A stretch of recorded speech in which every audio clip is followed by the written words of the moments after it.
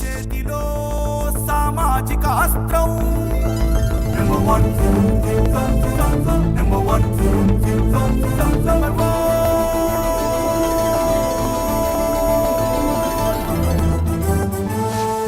Number one.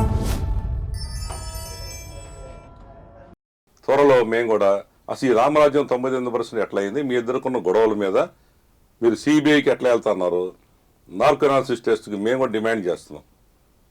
మీరు సిద్ధమా దానికి? మేము సిద్ధం, ఆయన కూడా సిద్ధం అవ్వాలి. రంగరాజన్ గారు ఇవాళ సరికొత్త ఈయన దగ్గర నుంచి ఒక మంచి మాట వచ్చిందనుకుంటున్నాను. మీరు కూడా ఛాలెంజ్ స్వీకరించండి.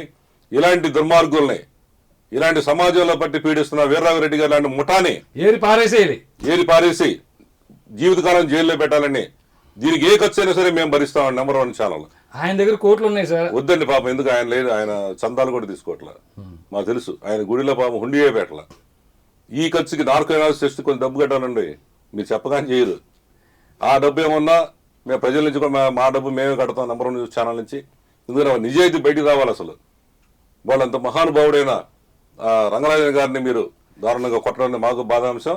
ఏదైనా కానీ ఈరోజు number one news channel live డిబేట్లో మీరు పాల్గొంటాం. అలాగే రంగరాజన్ గారికి కూడా, ఈ సమాజానికి కూడా ఇంత ధైర్యంగా రాబోయే రోజు ఎవరైనా సరే, నేను కూడా అన్నాను నా మీద తప్పుడు కేసులు పెట్టాను, నేను కూడా చెప్పా. ఒకసారి చంద్రబాబు నాయుడు ఏదో మాట్లాడుతూ మీకు సాలువా కప్పి ఎన్నో తప్పుడు కేసులు పెట్టినా కూడా భయపడలేదు చెప్పారు సుధాకర్ నాయుడు గారు అని చెప్పారండి. ఏమండి కాలం నిర్ణయిస్తుంది. ఇదే 2016లో మా ఛానల్ మీద ఒక పెద్ద మీటింగ్ తునిలో పెడితే 10 లక్షల మంది జనం వస్తే అప్పుడున్న పాలకులు ఇట్లాగే పాపం తెలిసి తెలియక మా మీద ఆరోపణలు చేసి ఇదేనండి ఇదంతా చేయించింది, పెద్ద రైలు దగలు పెట్టించాడు, కొట్టించాడు అనగానే మా మీద భయంకరమైన కేసులు పెట్టారు. 5 ఏళ్ళు తిరిగామండి కోర్టు చుట్టూ. జడ్జి గారు ఏం చేస్తారు తెలుసా, కేసును కొట్టేస్తూ ఎవరైతే తప్పుడు కేసు పెట్టిన పోలీసుల మీద యాక్షన్ తీసుకోమని చెప్పారు. ఇలా ప్రతి జడ్జి చేయాలండి. అది మేము ఏంటంటే సంతోషించాం. నేను ఆ రోజు నేను కూడా ఏమన్నానంటే, మీకు చెప్పుకునేది ఏముందా అని అడిగారు. మీ అందరం 41 మంది ముద్దాయాలండి కోర్టులో నుంచున్నాం. నా పక్కన మంత్రి గారు అప్పుడు వైసీపీలో ఒక మంత్రి దాడిశెట్టి రాజా అని, మీ అందరం కూర్చున్నాం. నేను 4వ ముద్దాయాలు కోర్టులో అటెండ్ చేతులు కట్టి నుంచున్న వాళ్ళం. జడ్జి గారు అడిగారు, మీ మీద ఆరోపణలు వచ్చినాయి, ఫలానా సాక్షిని విచారించాం, ఇక చివరిగా మీరు చెప్పుకునేది ఏముందా అంటే, మా వాళ్ళందరూ అమ్మాయి శిక్ష చేస్తున్నాడు రా అనుకున్నారు. నేను అన్నాను ఉందండి అన్నాను. మా లాయర్లు అందరూ వచ్చారు. నిన్న హైకోర్టు లాయర్ చెప్పినట్టుగా మీరు చెప్పొద్దు, మీరేం చెప్పొద్దు అంటున్నారు.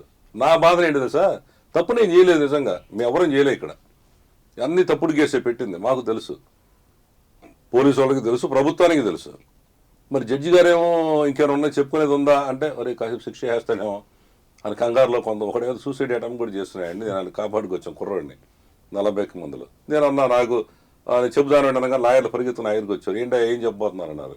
అయ్యా మేము చేయలేదు.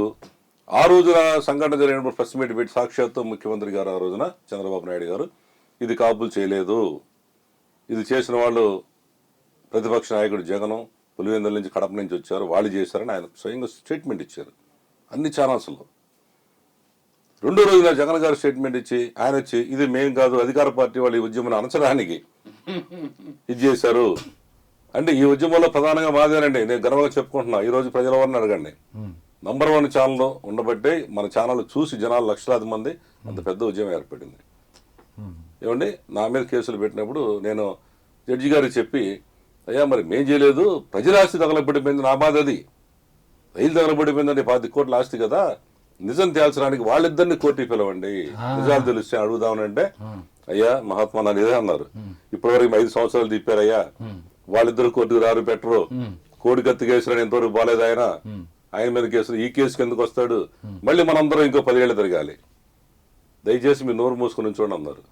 నా పక్కన మంత్రి గారు కొడుతున్నా వద్దన్నా, వద్దు కేసు కొట్టేస్తారన్న వద్దు అంటున్నాడు. అంటే పరిస్థితి అది భరించడం నాకు తెలుసు ఆ బాధ ఏంటో.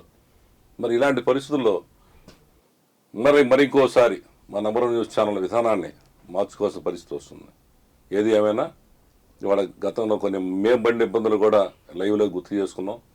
దానికి కారణం ఇప్పుడు మీరు ఎప్పుడైతే ఛాలెంజ్ చేశారో నాకు అది అనిపిస్తుంది. ఎందుకంటే ఎవరైతే నిజంగా తప్పు చేస్తే అయ్యా నాకు వద్దండి, పోలీస్ స్టేషన్కి వద్దండి, రికమెండేషన్ చేయించుకుంటామో, పోలీసు వాళ్ళకి డబ్బులు ఇవ్వడమో, లేదంటే జడ్జిగా మంచి లాయర్ని పెట్టుకుందాం ఆలోచిస్తారు. మరి మీరు ఈ కేసులో లాయర్ని మీరే వాదించుకుంటారా, మంచి లాయర్ని పెడతారా? అంటే ఈ బెయిల్కి వివరాలు వేసారు, దీంట్లో ఆర్గ్యుమెంట్ నేనే చెప్పుకుంటాను, మీరే క్రాస్ ఎగ్జామినేషన్ నేనే చేస్తాను, ఆర్గ్యుమెంట్ నేనే చెప్పుకుంటాను. అంటే గట్టి లాయర్ని పెట్టుకోరు?